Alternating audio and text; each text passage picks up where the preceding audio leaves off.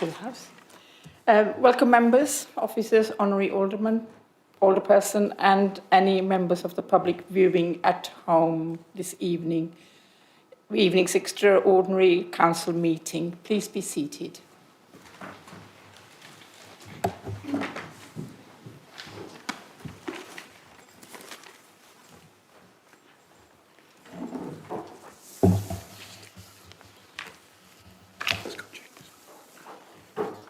Let's go change.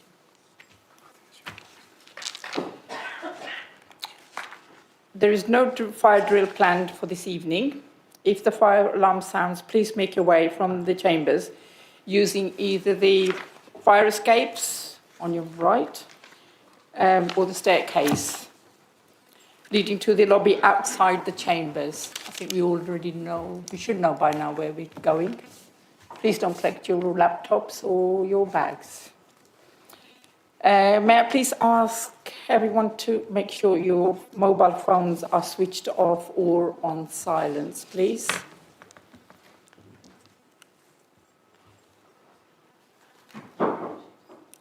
Ms. Willis, may I have the apologies for absence, please? Thank you, Madam Mayor. I have not received any apologies for this evening's meeting. Thank you. So we've got a full house. Before I begin my announcements, I'm saddened to say that I've got a few bereavement announcements to make. Sorry.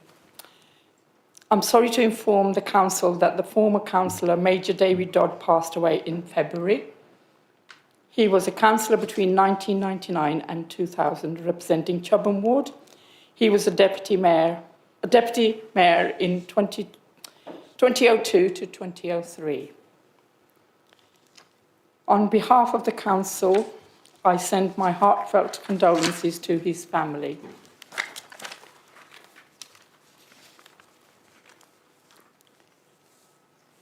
My second one is, there's recently been an accident in Reading on Friday, and the gentleman who passed away was 50 years old, and his parents are elderly parents who live in Upper Chobham, just past Upper Chobham Road. They are so elderly, they were looking forward to having him coming every day to looking after him. Now they won't have that. He was the only son. He leaves behind two children, aged 13 and 9. It was a sudden death, and the family is still recovering from it. As you can imagine, no parents should see their children. They are holding a vigil for him in Good Child Centre, tomorrow 4:30 for anyone who wants to go and pay their respects. So, his parents are Mr. and Mrs. Sagu, and his name was Hamid Singh.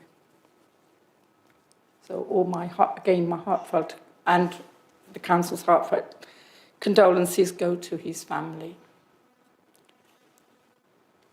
The third one, again, I'm very, very, very saddened to let you all know that there was a house fire, as you all know, in Mitchett, to the family, which was, I think, Tuesday. And I'm going to pass you on to Councillor Cal Finnan-Cook to explain a bit more.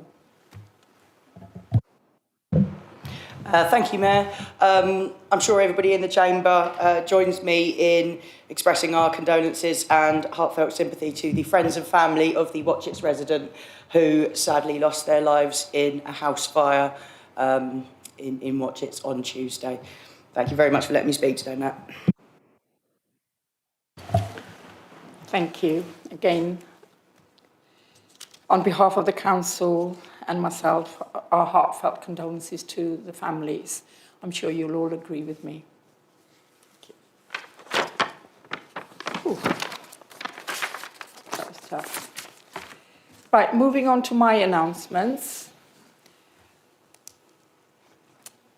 I have got,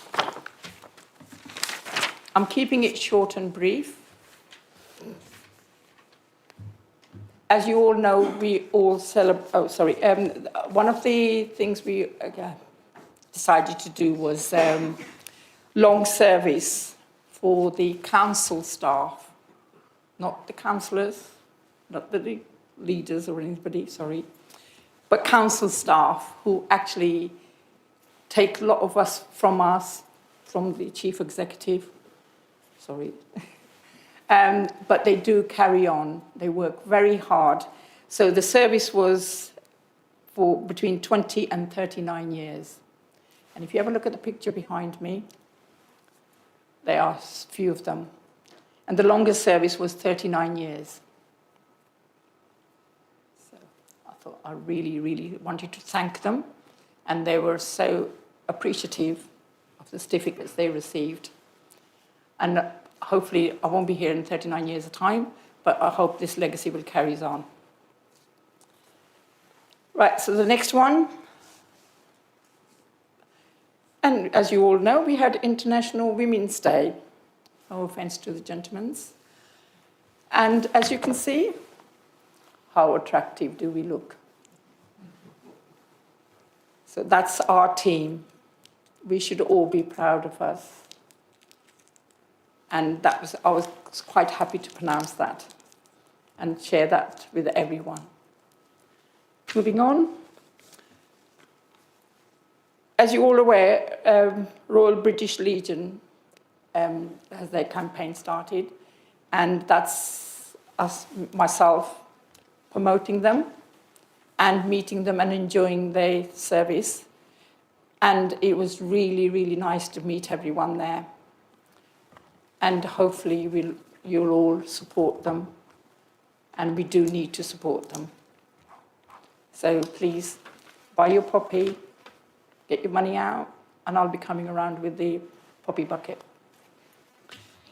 And the next one is, I don't have a photo, but you all know that we will be celebrating VE Day 80th anniversary. So it's going to be a full-on first week of May. Is it? Yeah, first week of May. First week of May. So as many of you can support it, please do. We owe it to our veterans. And I think it's really nice that at least we've got some. I'm only going to do these for this time, but watch out for the next meeting. There will be lots of other announcements. I do have some leaflets, if anybody wants them, promoting British Legion Poppy Appeal. Come and see me later and I can hand them over to you. Thank you. Now, I also would like to change it slightly today, and I'm actually going to ask my deputy to I'm not doing anything. Deputy doing something. If you're doing something, let's ask. The floor is yours. Thank you, Mayor. It has been a great privilege to represent our Mayor at a number of events over the past few months in my capacity as Deputy Mayor. All were extremely humbling and the hosts were all very welcoming. A couple of events stand out for me. I spent a morning observing firsthand the amazing work done by the volunteers and staff at the Disability Initiative in the company of Her Royal Highness Sophie, Duchess of Edinburgh, and our MP, Dr. Al Pinkerton. The dedication to the needs of their clients and their complex disabilities was inspirational. Opening the Camberley Careers Fair in our theatre recently gave me an insight into the ongoing efforts of many organisations and local businesses in improving the chances of finding meaningful employment for our residents, particularly our younger people. I look forward to continuing to support our Mayor. Thank you. Thank you. She forgot to mention that she's done 30 plus events with me and herself.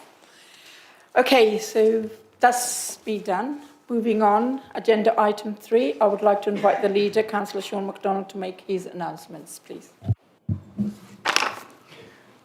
Thank you, Mayor. Members, you'll be glad to know leaders' announcements are fairly brief today. Firstly, I wanted to let you and our residents know that I have added my and this council's name to a letter to Lisa Nandy, Minister for Culture, Media and Sport, from Councillor Mohammed Butt, leader of Brent Council, asking for the reform of the out-of-date Gambling Act 2005.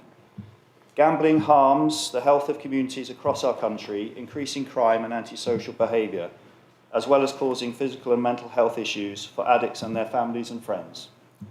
Whilst Glasgow, which is no surprise to me as my maternal ancestral home, is worst in the country with 0.4 gambling premises per 1,000 people, we know from a recent presentation to the Surrey Heath Partnership that our 0.1 ratio means gambling still harmed many residents in Surrey Heath, particularly in areas least able to cope with the financial loss in the millions per year, such as Old Dean and St Michael's. We welcome and recognise Councillor Butt's personal initiative and proposed 6-point plan. Reform the aim to permit policy to allow local authorities to reject premise licence applications. Categorisation of gambling premises in the national planning framework to place bingo halls and adult gaming centres into the same categories as bookmakers. Excuse me one second, scribbly note. Planning applications to allow consideration of household debt levels to prevent proliferation of gambling dens close to schools. Statutory levy for gambling harm prevention to fund research, education and treatment independently. Ban on gambling advertising to prevent exposure of young people and children. Stop progress on proposals to liberalise adult gaming centres, especially changes to spin speed and stake levels on harmful B3 machines.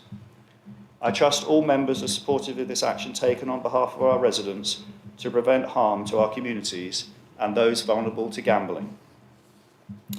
Secondly, I want to draw your attention to changes to the executive portfolios from the 1st of April, as per the papers on the table and I think distributed by Miss Willis earlier today. Aligning better to the restructured corporate management team that we all signed off at the last Marathon Council, and to signpost you to forthcoming working group changes. In summary, Calvin and Cook will align with Martin Breeden for all matters in property and economic development and chair the related restricted access working group. Anna Ashbury will align with Gavin Chinner for all matters in built environment and regulation and chair the related working group. Jan McIntyre will align with Vicky Radford for performance and finance. Morgan Rise and Lisa Feenan-Cook will align with Sue McCubbins on environment and recreation and housing and communities aspects, respectively, of her housing, communities and recreation responsibilities, and they will chair or co-chair the related working group as the agenda demands. I will continue to pick up governance and corporate resource areas and be closely supported by Sally Kipping, Nathalie Botang and Nick Stevens. Please note the non-executive function areas have been highlighted for clarity, as well as the officer leads for the various foreseen working groups and committees. Whilst it will be for the executive to formally confirm in due course, you can see the direction of travel for working group consolidation, and it is our intention to make the meeting frequency and duration of all, but the Property and Economic Development Group, driven by the Executive Papers Forward Plan to reduce officer workload. More details of this in due course, and we will align with group leaders as part of the process. Lastly, I want to take the opportunity to clarify one other matter related to working groups. Excuse me again. Privately within my own group and publicly at the recent Performance and Finance Committee, I made statements concerning the access to working group papers, particularly property and economic development, as well as regeneration, related to my own understanding and experience to date, including in the use of modern gov in good faith. Having checked the terms of reference of the working groups, related parts of the Constitution, and having taken officer advice, it appears that these matters are ambiguous, and thus down to the discretion of the executive member as chair of that specific working group. Democratic Services, and thank you Ms Willis for having a more historical recall than many an AI algorithm, has highlighted this was openly discussed at executive in May 2024, noting the sensitivity of property portfolio materials and consensus was sought and gained with senior members in the discussion to protect the Council's commercial position and respect its duty to achieve best value for residents. Given we are merging these two sensitive working groups shortly, and noting we have had a major breach of confidentiality and significant misinformation over the weekend related to this area, we will stay with the status quo of restricted access, both of members and to materials. To address members' legitimate transparency needs, we will look closely at the membership of the new Property and Economic Development Working Group, and as committed, bring forward a short guide for members and the public on the property and land portfolio optimisation process, including decision-making criteria, delegation of authority limits, external communications, and relevant public consultation. Notes from working groups will be brought back periodically to the Executive. However, notes from restricted groups will remain exempt from the public domain as before. I'm sorry for any confusion caused in the interim. As highlighted to a member of the public recently in an open letter, any significant decisions concerning land and property portfolio optimisation come back to the Executive and potentially full council if prudent, so residents can have assurance of full transparency and the ability to ask questions of matters of interest to them. Thank you, Mayor. That ends Leader's announcements.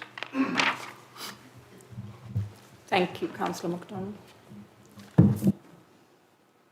Agenda item 4, declaration of interest. Do any members have disclosure of pecuniary and non-pecuniary interest to declare in relation to the matters which are to be considered at this meeting? Clear? Agenda item 5. I'm advised that no questions have been received from members of the public under Council Procedures Rule 10. Is that right? Item 6. Before I ask for members to move the motion on the item, I would like to ask the Chief Executive to introduce it. Mr. Stevens. Thank you, Mayor. If I may, we're just going to flash up some slides very quickly. And this is just to provide a recap on the local government reorganisation white paper that was published in December last year. Next slide, please. Apologies if that's quite small on the screen, but it's just to give you an indication of the timescales. So on the 16th of December, the local government white paper was published. On the 8th of January, Surrey County Council sent a letter to Jim McMahon, the Minister of State for Local Government and English Devolution, requesting that Surrey join the priority programme for local government reorganisation. And that was followed by a letter on behalf of the districts and boroughs on the 10th of January. Next slide, please. You'll see from this slide that Surrey is on the fastest trajectory towards local government reorganisation. So whilst all authorities that expressed an interest and have been approved as part of that priority programme have to submit an initial plan by the end of this week, Surrey has to then provide a more detailed plan by the 9th of May, which is quite ambitious in terms of the timescale.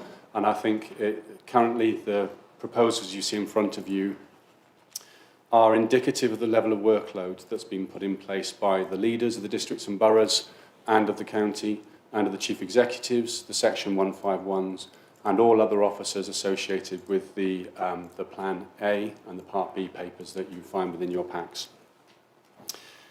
Next slide, please. These are the key criteria set out within the local government white paper, and I think it's important to note that whilst there is a threshold for 500,000, the Minister of State for Local Government and English Devolution has actually indicated that where that threshold does not make sense for an area, that can be stretched either upwards or downwards, and I think that's quite critical for Surrey, where we have a population of 1.2 million. You can see the other criteria in front of you, so we need to prioritise the delivery of high quality and sustainable public services, meet local needs and be informed by local views, support devolution arrangements, that's in relation to mayoral strategic authorities, and to enable stronger community engagement and neighbourhood empowerment. Next slide, please. This is quite important for us. Before going to the recommendation, I wanted to outline some of the documents in front of you. So you'll see that there's a Part A document, And that sets out the joint challenges and opportunities facing residents and businesses across the county. And it also raises some key issues in local government reorganisation in Surrey, predominantly around the debt, which is somewhere in the region of 5.6 billion across the county. One key point that reflects where we are is the lower left box that you can see on the screen there, whereby more than one option can be submitted. And that's where we find ourselves, with 2 interim plans, one submitted by the County Council and one submitted by the districts and boroughs. Clearly there's a difference of perspective here, and I think the predominant issue to note is that the county proposal has a preference for 2 unitary authorities across a footprint of Surrey, whereas the districts and boroughs, or rather those who have expressed a preference amongst the districts and boroughs, have suggested a preference for 3 unitary authorities across the Surrey footprint. I just want to reiterate that whilst they are initial plans, and there was no key requirements or prerequisites or formats for those plans, they have apologies while I get my words, there has been a huge amount of workload that has gone into preparing these, not just from the districts and boroughs, but also from the county as well, and that has been a substantial collaborative effort. We have shared information, we have worked collaboratively, we've met as representatives of the districts and boroughs and county, as have the leaders. You will of course note that there are differences within the 2 submissions. There is no template to work from, so the interim plans are of slightly different formats, but the key points are all the same.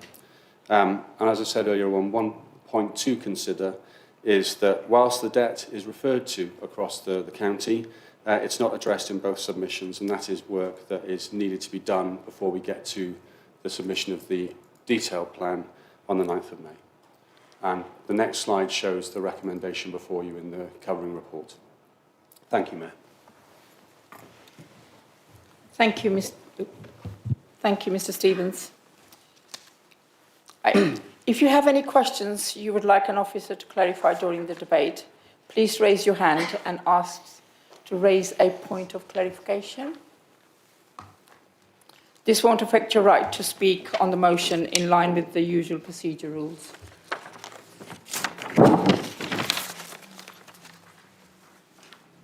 Any questions? Yeah.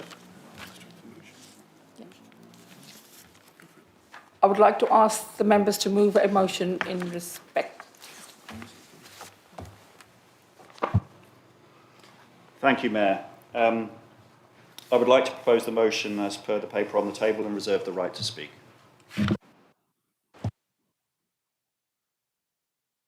Thank you, Councillor McDonald. Do you have a seconder? Thank you, Mayor. I'd be happy to second that. Thank you. Councillor McDonald, would you like to speak to your motion? Thank you, Mayor. Sorry, everyone, me again. Members, I jested the other day that I'm not sure what Surrey chief executives and leaders did before we had the Labour government special gift delivered just before Christmas of local government reorganisation. Like a puppy, we've learnt it's for life, not just for Christmas, and needs tending multiple times per day. It's therefore important, before I move on, to recognise the extra workload that's been put on a range of Surrey Heath Borough Council officers, particularly on our Chief Executive and Section 151 officer, as well as the monitoring officer, and to thank everyone involved locally for their commitment and professional expertise in keeping this erratic and perhaps unexpected puppy under control. I'm not going to replicate the detail of the papers or trot out the arguments made there verbatim, nor engage in excessive political mudslinging towards a failing Conservative County Council that conspired with Labour ministers to cancel democratic elections and extend their personal allowances in the process.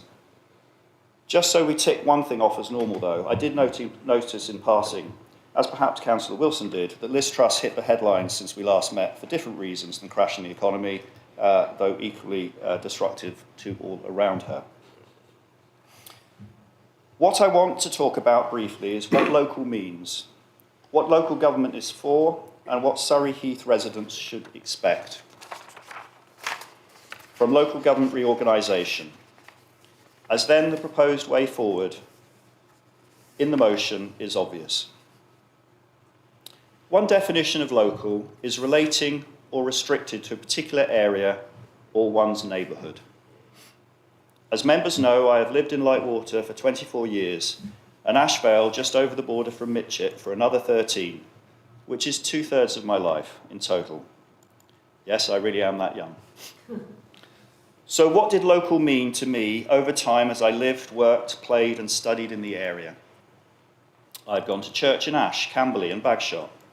I went to primary school in Guildford, secondary in North Camp and college in Farnborough. My kids in Frimley Green, Frimley, Ascot, Crowthorne and Farnborough.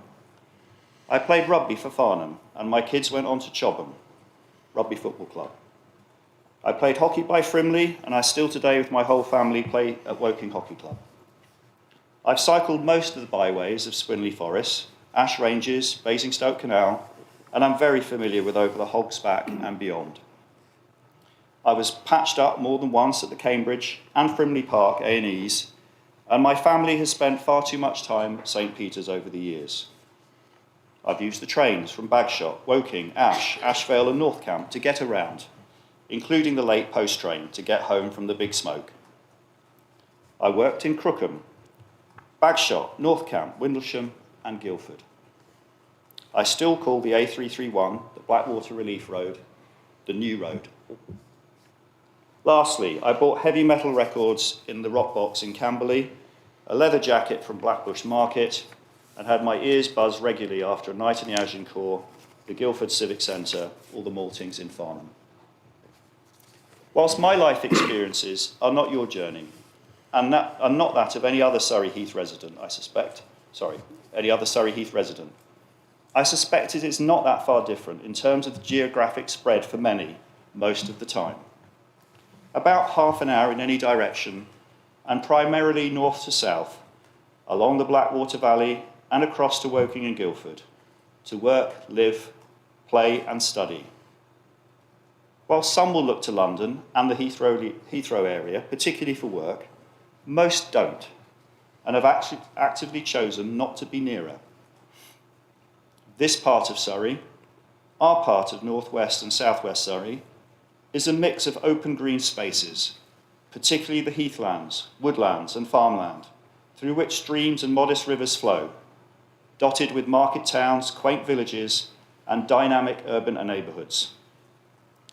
It is generally safe to live one's life without bother. It is broadly, socially, economically positive. The population is maturing gracefully. Perhaps some are maturing disgracefully. And health and transport infrastructure is functional. So overall, it is rated highly for quality of life, putting house prices and availability for key workers and young people to one side for now. In essence, a great place to live, work and study. So what about local government? One characteristic of local government is that it touches the lives of everybody, every day. Councils deal with everything from schools and children's safeguarding to care of older people, from roads to rubbish, libraries to planning. Behind this, as we know, is a web of legislation and bureaucracy that people don't need to see, and we sometimes wish we didn't have to either.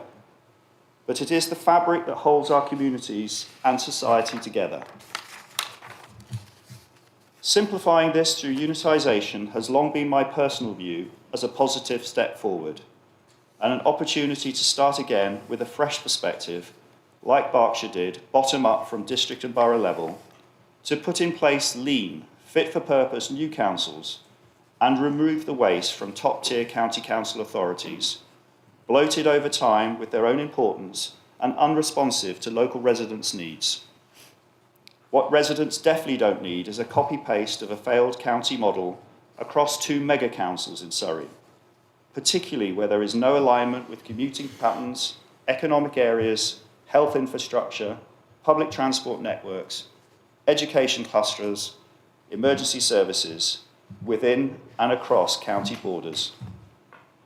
I believe it is in our residents' best interests if decisions about the area they live in, are made by elected members supported by public officials that understand the local area, not over 30 miles away in Reigate or similar, in a swanky new office remote from those they serve.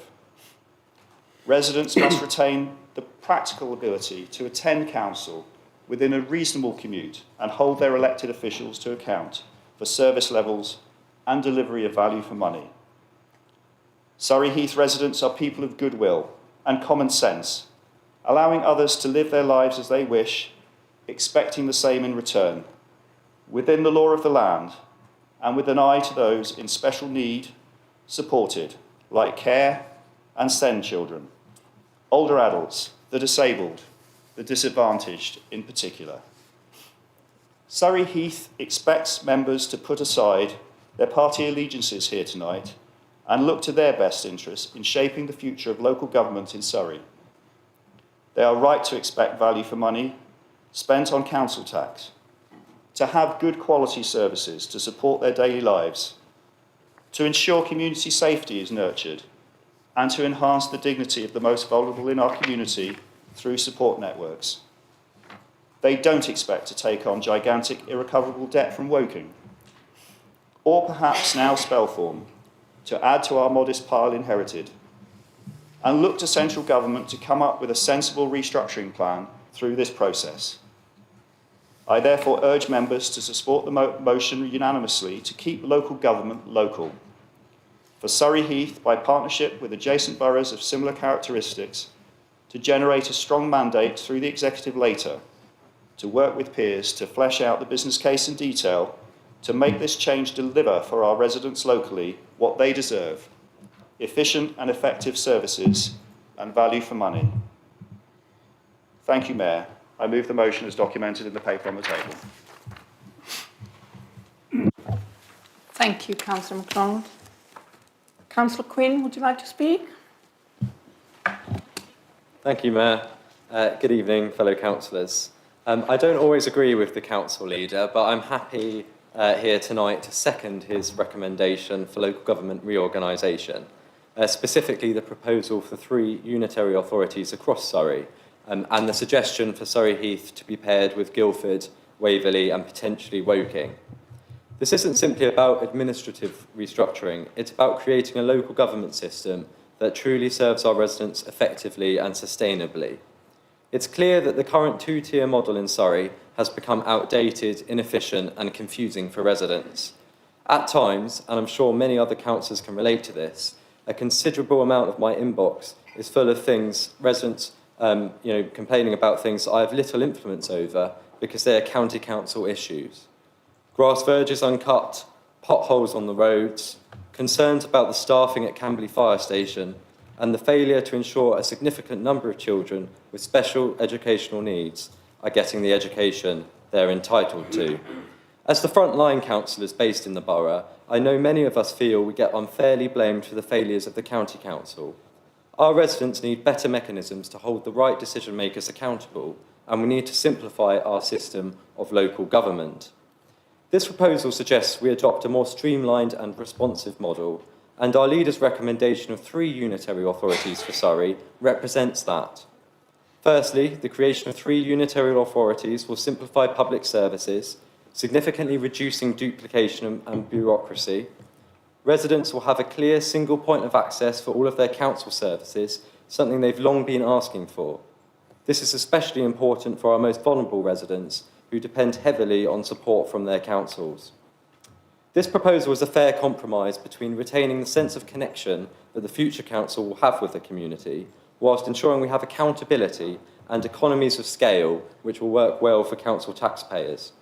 Although I'm not necessarily strongly opposed to a 2 unitary authority model for Surrey, I think 3 unitaries is the ideal result that I hope all councillors across the chamber could support. I also agree with the proposed pairing with Guildford and Waverley for a number of common sense reasons.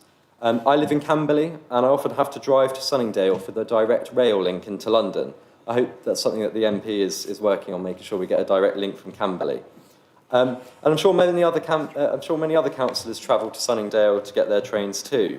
The weird thing about a unitary authority with our good neighbours in Runnymede, Spelthorne and Elmbridge would be that they're separated if you travel down the London Road by Berkshire. You have to pass through Sunningdale to get to those parts of Surrey by car from Camberley. And if you go by train through Camberley, you have to travel through Ascot. So you have to leave the county as well. On the other hand, we share many connections with Guildford, both in our old and new constituency boundaries and our shared commonality as part of the Blackwater Valley built-up area. Meanwhile, many West End and Chobham residents look to Woking as their main town centre rather than Camberley. So in my view, this pairing just makes common sense, and I hope you can all support it. Thank you, Councillor Quinn. Now, I would like to invite members to discuss the motion and make any comments.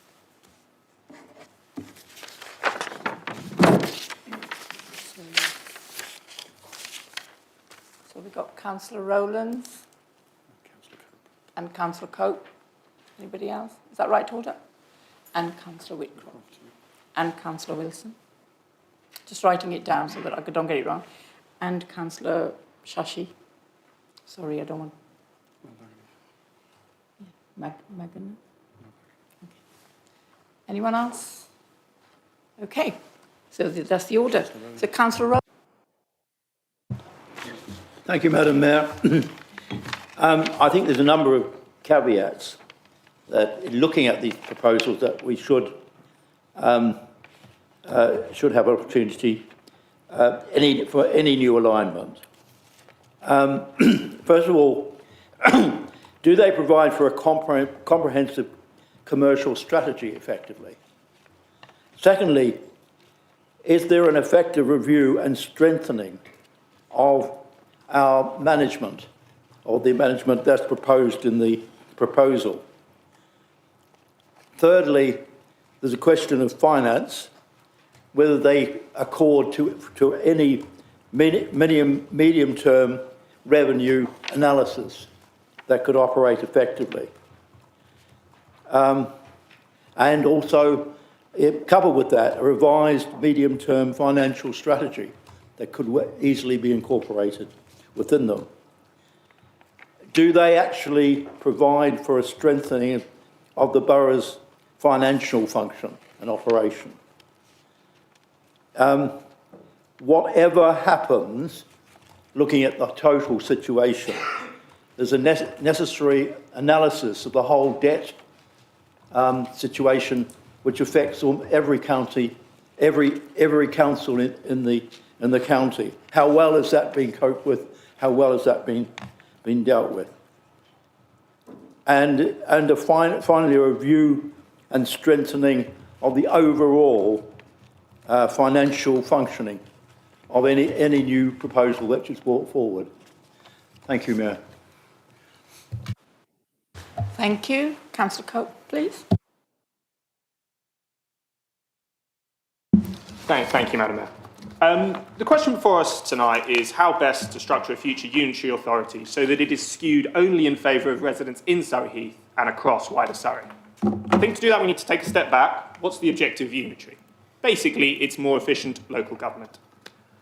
Reading the two reports, it seems fairly clear to me that the facts are skewed in favour of two authorities rather than three.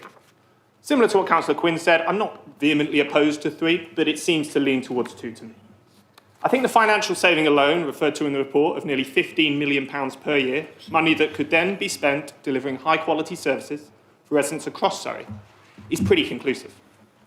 That is accepted even in the District and Boroughs report, which I understand from press coverage has been skewed to support the Liberal Democrats' favourite position. All of the economic benefits discussed of three unitaries would only be enhanced, in my mind, by condensing further still down to two unitaries. I can see in these reports no convincing benefit to having 3 over 2. And a democratic benefit has been outlined by the leader and by Councillor Quinn. But is it really going to feel that much closer if it covers 4 boroughs rather than 6? Is the ordinary resident going to feel that council is that much more local? I just cannot understand the argument for 3 over 2. But actually, it doesn't really matter what I think. And it doesn't really matter what the Chamber thinks, because the Labour government has set out its requirements for new unitary authorities. And as was referred to earlier, unitaries are to have at least 500,000 residents, unless there is a convincing reason that that is not suitable. I don't think there is any conclusive reason to go against that piece of government guidance. So the 3 unitary model is not going to be accepted by government.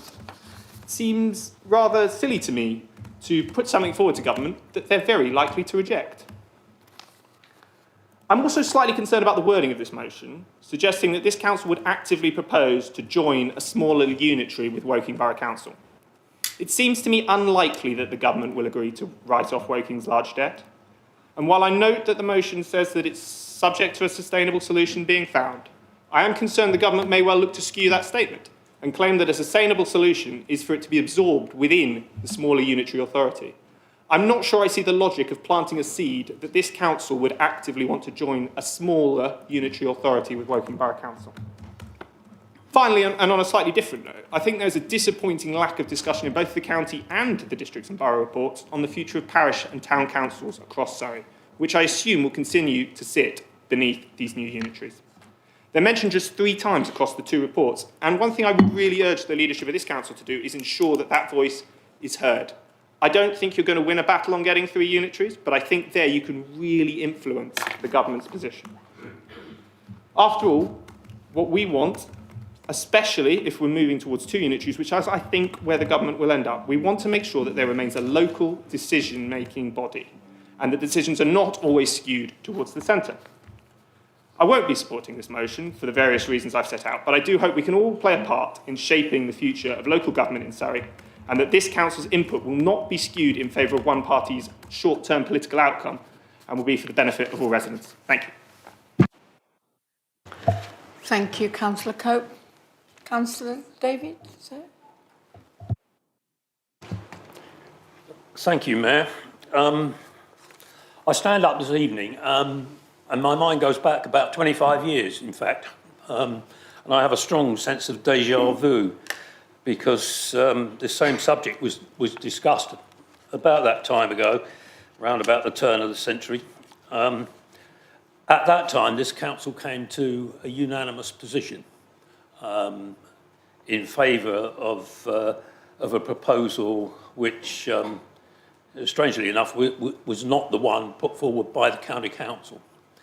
And all members, I think, on that occasion agreed that that was the way forward. At that time, and I still think that the current system is not really fit for purpose.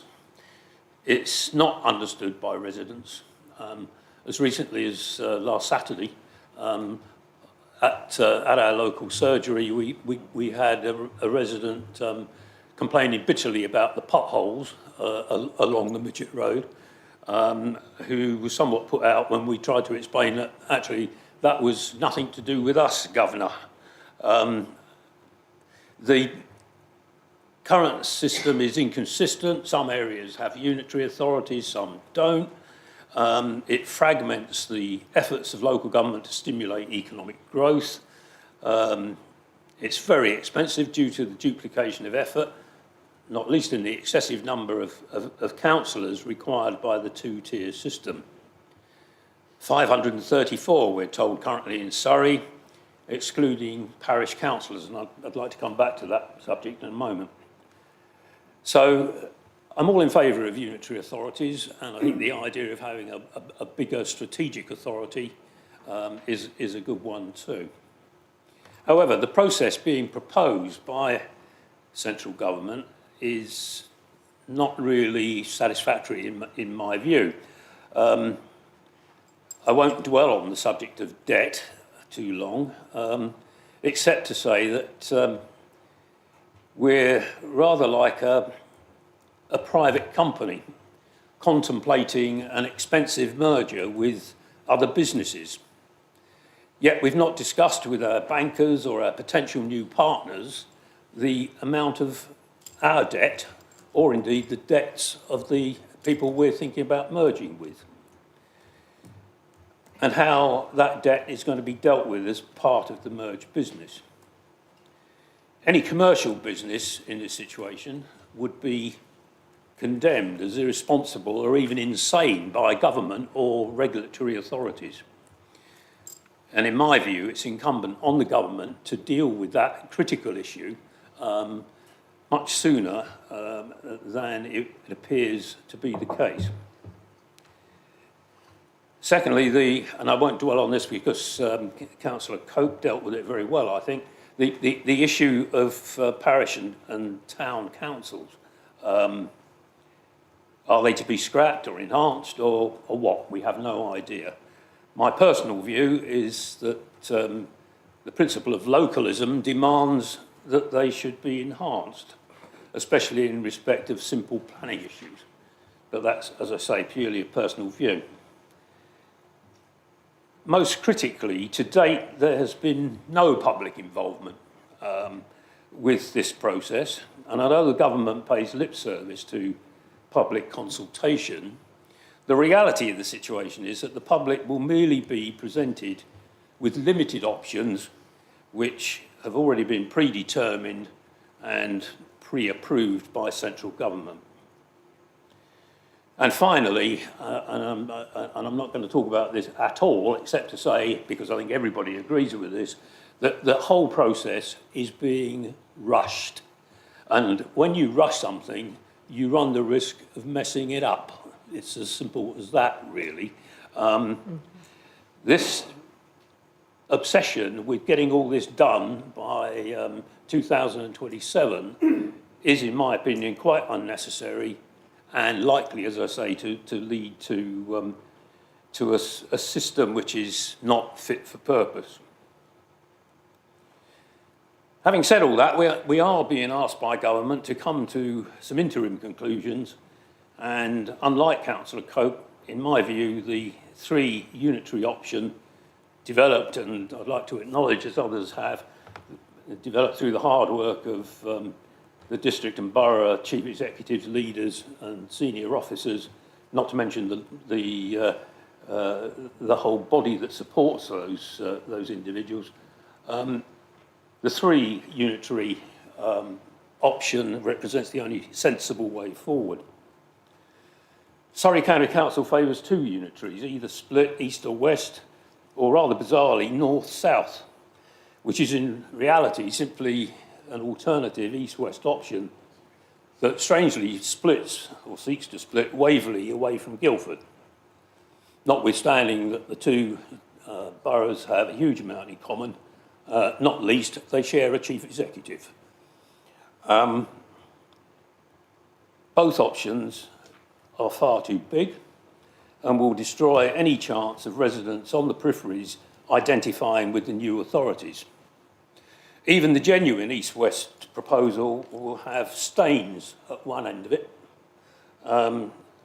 and that town, a fine town as it is, has nothing whatsoever in common with towns like Camberley, Farnham, Godalming at the other extreme of what will be a very cumbersome authority. The analysis is clear to me, and it's, I'm not going to read it out because it's there for everybody to see, that 3 unitary authorities will create financially sustainable local government and will retain some degree of human contact, if you like, with its individual residents. So I would urge you to support the 3 unitary option as proposed. Thank you, Mayor. Thank you, Councillor Whitcroft. Councillor Wilson? Thank you, Mayor. LGR stands for Local Government Removal. The public in Surrey Heath are about to lose a local council which can focus on the community it knows and it serves. They're about to lose 35 people who work essentially unpaid on their casework, who listen to their concerns and who advocate for them at the council. There has been no public consultation on LGR, as we've heard. Do the public really want their nearest local council to be in Guildford or Woking? Do they want the Planning Applications Committee to cover an area 4 or 6 times the size it currently does, where members might never have heard of the neighbourhoods they're making decisions about? The government is rushing through these changes at an insane speed. It simply cannot be done safely in the timescales they have set, and for some reason Surrey County Council requested. They are risking services failing in the sudden reorganisation, and the cost to council taxpayers will be enormous. If LGR is to be done, it should be done properly. The county elections should be reinstated as soon as possible. This would allow the public to vote on the vision they want, and the process would have a mandate, which it clearly does not have at the moment. Let Surrey vote on this. The government does not care about local government, which is why it is replacing it with regional government, and the expected white paper on community governance, parish and town councils, seems to have disappeared entirely. It is clearly not a priority. Strategic mayoral mega authorities will centralise power when what people want is consensus-based decisions for a long-term vision taken locally. However, the government has a majority in Parliament, so LGR will be inflicted on the people of Surrey against their will. 3 unitary authorities will be better than 2 in Surrey because it will bring them closer slightly to local communities. This is the lesser of 2 evils, so I will be supporting the motion. I just hope I will not be standing in this chamber or another one in a few years' time saying, "I told you so." Thank you, Mayor. Thank you, Councillor Wilson. Councillor Mel Wagenham. Thank you, Madam Mayor. Thanks for getting my name right.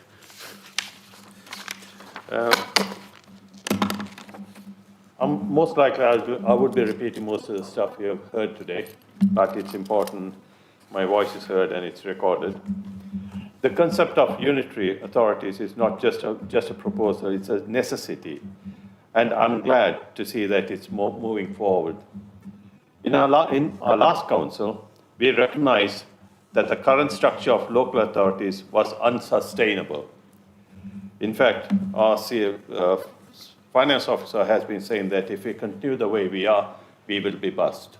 That's in about 4 or 5 years' time. But that was the way it was running forward at that point.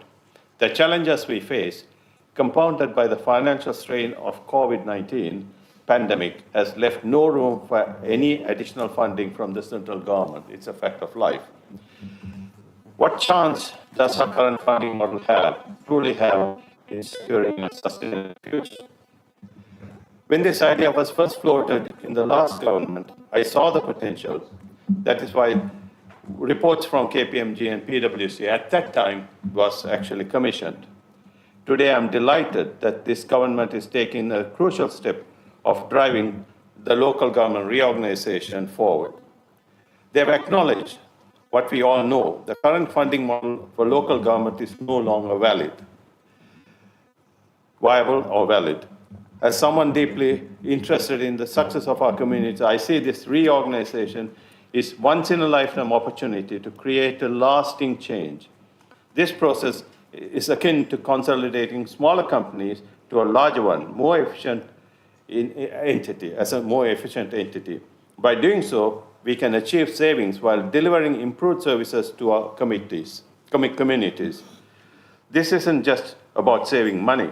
It's about delivering better, more efficient service to every resident. Having reviewed the reports, it is clear that 2 unitary model is a way forward, and I have reviewed both the reports carefully.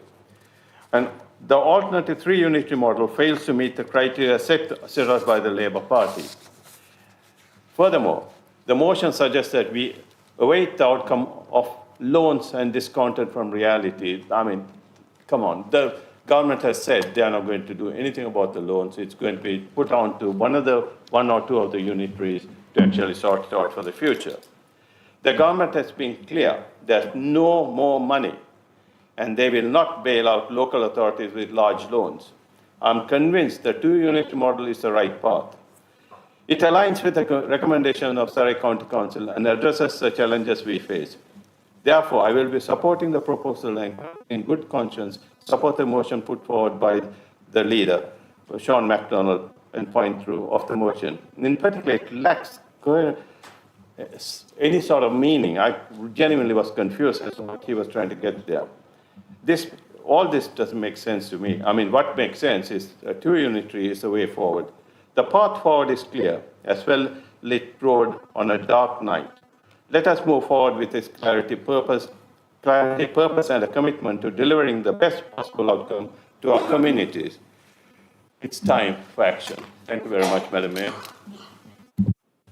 Thank you, Councillor Mel Wagenham. Councillor Garrett? Thank you, Madam Mayor. Oh, hang on. There we go. Firstly, I extend my heartfelt thanks to the officers who have been involved in compiling the information. Your hard work is greatly appreciated, especially given the significant increase in the workload, and also the leaders and chief execs of the relevant districts and boroughs. I don't intend on making a long speech tonight, as many of my points I've wanted to make have already been said, mostly by Johnny. I believe one of the points we can all agree on is that in this chamber is the local government reorganisation represents a promising way forward. Reflecting on the Minister's guidance, it is noted that achieving efficiency is often tied to population of around 500,000 people per unitary authority. Based on this criterion, the option of 2 unitary authorities appears to be the more effective solution. Upon reviewing the papers presented to us, it becomes evident that pursuing the 2 unitary authorities offers greater financial savings when compared to the alternative of 3. While it's been insightful listening to various perspectives shared in the chamber this evening, I remain unclear on why 3 unitary authorities would be considered a better choice over 2. Efficiency is repeatedly cited as a new driver for the reorganisation, and these documents suggest that the 2 unitary approach best aligns with that objective. That said, I acknowledge, like others here, I do not hold a definitive stance on whether 2 or 3 unitaries should be the path forward. Additionally, I fully support ensuring that under the new unitary structure we prioritise needs of our parish councils. We should also explore the formation of new parishes and town councils to strengthen local level support for our residents. Lastly, I turn to point 3 of the motion, which outlines an initial preference for merging with Guildford, Waverley and with potential addition of Woking Borough Council, provide a sustainable solution for their and Surrey's broader council debts can be developed in partnership with central government for the local government reorganisation process. However, it is abundantly clear that the government has stated it will not pay off any council debts. This raises an important question. Why would we even consider an option that might burden us with Wokin's significant debt? Based on these points, I don't think I can support the motion as it currently stands. Thank you, Madam. Thank you, Councillor Garrett. Councillor Lee? Thank you, Mayor. I was slightly confused by Councillor Coates and Councillor Garrett's and Councillor Mavagnem's comments. They seem to have more positions than the Kama Sutra tonight. On one line... Madam Mayor, I genuinely want an apology from this man. Really do. This is absurd. Seriously absurd, Madam Mayor. It was a perfectly used statement in the House of Commons, Madam Mayor. Can we please stick to the debates and keep it civilised? Thank you. With pleasure, Mayor. In one breath, Councillor Cope talks of us being political with how we're proposing an option with 3 local authorities for political gain and not wanting us to be with debt-laden Woking within his comments. But obviously you have to think about what's right for the wider residents as opposed to running away from Woking because there are no Conservative councillors there. In terms of the cost savings, I think you mentioned, was it £15 million a year, was that correct? I believe that's what it says in the report. So if you then look at the cost of transition, that's best part of £60 million. So you're looking then at 4-year payback for that £15 million a year. And if you then look at that £15 million as a percentage of turnover, it's just a mere 1.2% of the money raised from residents across Surrey, which seems to almost be a margin of error when you look at corporate finances. So I'm slightly confused about the financial argument here. One's assuming that the number one priority is delivering the best for our residents. And as I say, there seems to be multiple different positions here. Thank you, Councillor Lee. Councillor Thompson? Thank you, Mayor. I wasn't going to speak tonight, but just been listening to the comments. Oh, excuse me. Listening to some of the comments, and I did a bit of research while I was listening to the comments, and I remember when these proposals were first mooted, there was talk about bringing the whole of the UK together and making counties like Surrey more like Greater Manchester with a mayor in London. So I did some research and found out that the average size of a unitary council in London is about 270,000. The average size of a unitary in Manchester is about 290. I looked at Wokingham, I looked at Bracknell Forest, they're less than 200,000. And so just 400,000 would be larger than all of those, and it feels a lot more manageable than some that's twice the size of the councils that we're meant to be replicating. To me, this whole policy was purely because the government of the day realised that they were going to have to deal with lots of councils going pop on their watch. And that's why this is happening at this pace, which I think is dangerous. But I can understand why they're doing it. It's an easier route to kick it down the road like this than actually start to fund local government properly. Where I'm really concerned is the fact that the noises coming out of central government are not saying that they're going to backfill this democratic deficit by strengthening the lower tier of local government, so town and parish councils. In fact, the noises coming out are quite the opposite. And so with that in mind, surely we have to back the most separate councils that we think we might be able to get through, which in this case is 3, just in terms of reducing that deficit of democratic local accountability. Thank you, Mayor. Thank you, Councillor Thompson. Anybody else? Oh, yeah. Oh. Thank you, Mayor. Yeah, I just was a bit confused because the comments have been made that why would we join with a unitary authority, Woking, and yet all the county council, or all the options in the county council proposal actually include Surrey Heath with Woking. So I'm a bit confused as how you could do the two without having Woking. So if anybody can explain that to me, I'd be grateful. I do support the other members' comments about local representation, and I think the lack of addressing the parish and smaller councils is a serious issue. I also think that there's a kind of arbitrary, I can see why it's done for convenience, but staying with the current counties and everything else, if you're going to start again, start from scratch, and work out where the authorities should be, not take the existing counties and other areas and just work within those. That seems half-hearted to me, so thank you. Thank you, Councillor Rakes. Anybody else? Oh, Councillor. Thank you, Madam Mayor. I think for me, what stands out is a video which came out, which I'm sure many members of this chamber will have seen in the last couple of days, which was a snippet from a meeting at Waverley Borough Council, where when asked by the leader if it was possible to skew the data or skew the report in favour of three unitary councils rather than 2, to me that says that actually there was a belief from Waverley that 2 unitaries is the better option. However, we want to go with 3, so we need to change how all the reports look to support 3 compared to 2.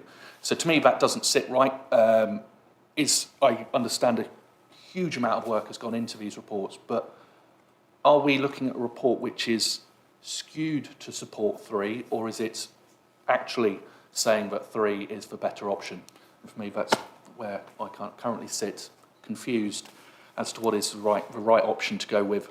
I think just touching on what Councillor Rakes mentioned a moment ago with regards to Woking, I think with 2, the debt would be spread further rather than condensed within potentially 4 areas. But thank you.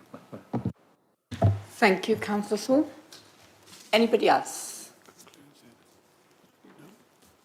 Okay, so that's the Councillor Lee. I'm not sure. I just wish to make a formal request for a nay vote. Thank you, noted. Councillor MacDonald, would you like to exercise your right to reply?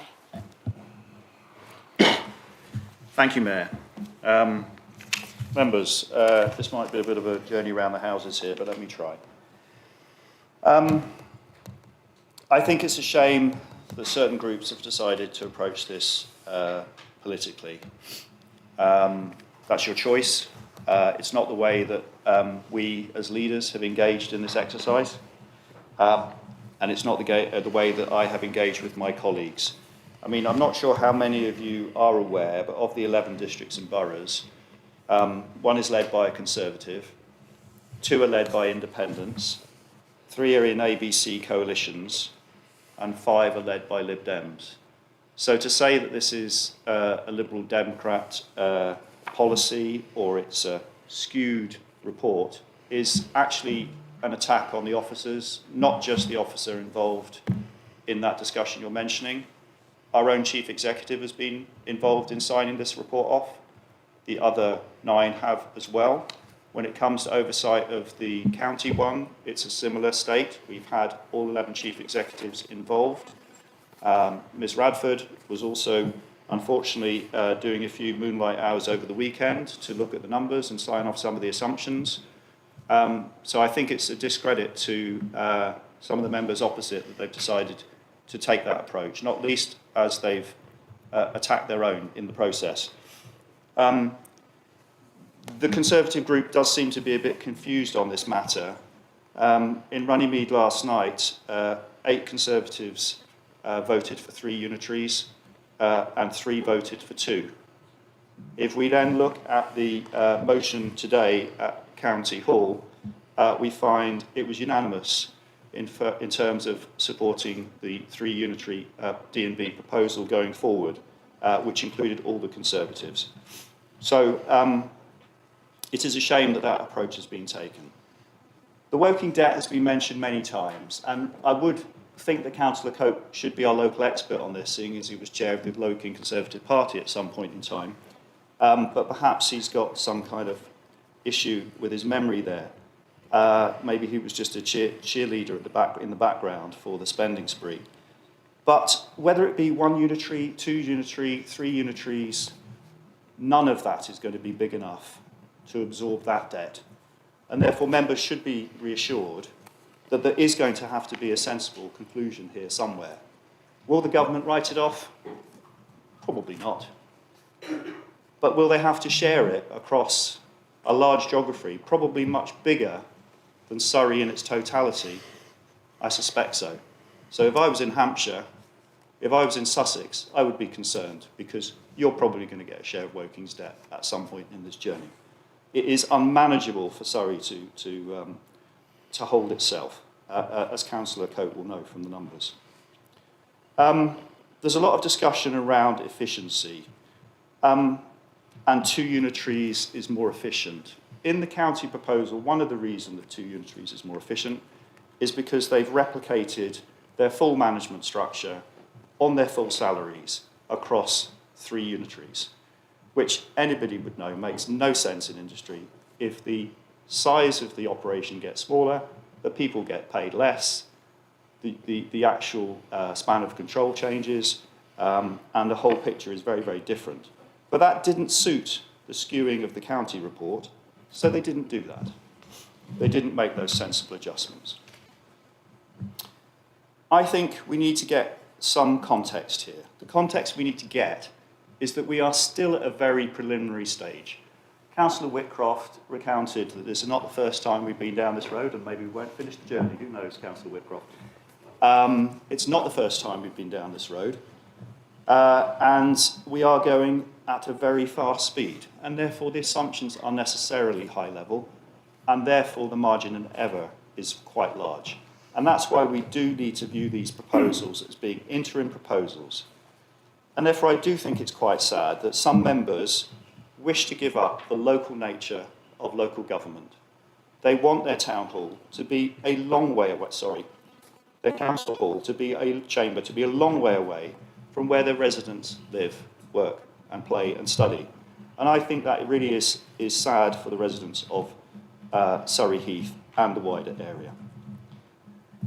Mention was made of town and parish councils. It is not part of the remit that we have been given by the Minister to look at that. Whilst I understand and I empathise with that position, and the Chief Executive was not 100% happy when I pushed into the local plan, the annual plan, a request that we take stock across the whole borough around CGR and the footprint for town and parish councils. Should we get guidance from the government, we will do that because it is appropriate to see how we fill the cracks in underneath these new unitary authorities. Yes, it's a rush process. It's the process we've been given. There are many of us that are concerned it's a train crash in slow motion that we're watching. But we have to do the best we can. And why do we have to do the best we can? Because we're here to serve our residents, and as are the officers. So that is what we are trying to do in good faith, myself, the other leaders, and the other officers involved across the piece. We want local government to be local. We don't want it to be mega government. So, in summary, our residents need efficient and effective councils. They want value for money. They want it to be local and responsive. And that's why it should be 3, not 2. Thank you, Mayor. Thank you, Councillor MacDonald. Thank you, everyone. I would like to now move to the vote on the proposal. Oh.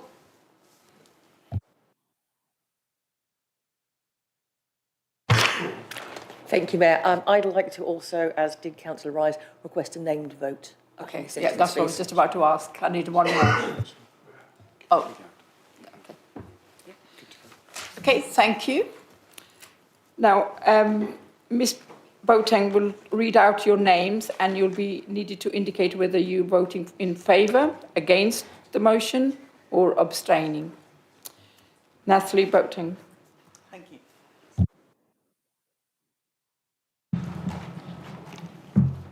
Alan Ashbury. Louise Ashbury. Cliff Betton. For. Johnny Cope. Against. Kel Feenan Cook. For. Lisa Feenan Cook. For. Sean Garrett. Against. Mary Glowett. For. Mark Gordon. Against.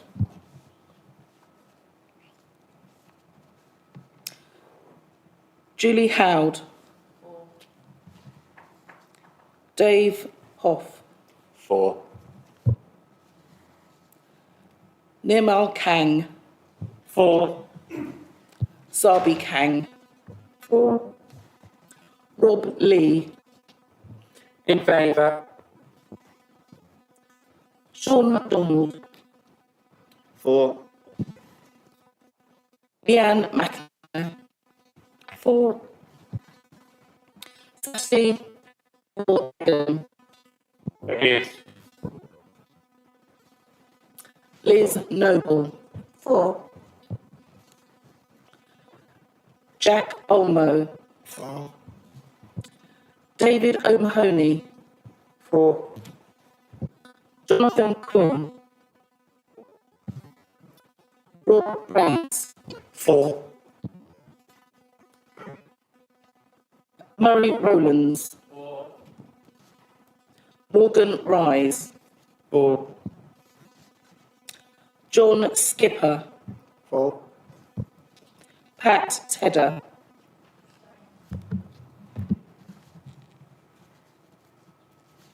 Josh Thorne. Against. Kevin Thompson. For. Ying Tong Perrett. For. Victoria Wheeler.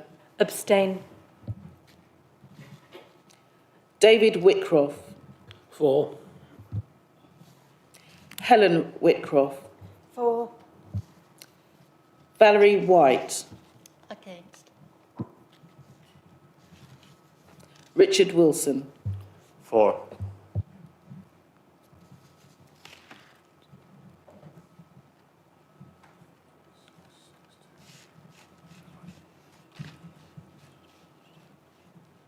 to speak amongst yourselves while we're counting. I've got 26. Yeah. Okay.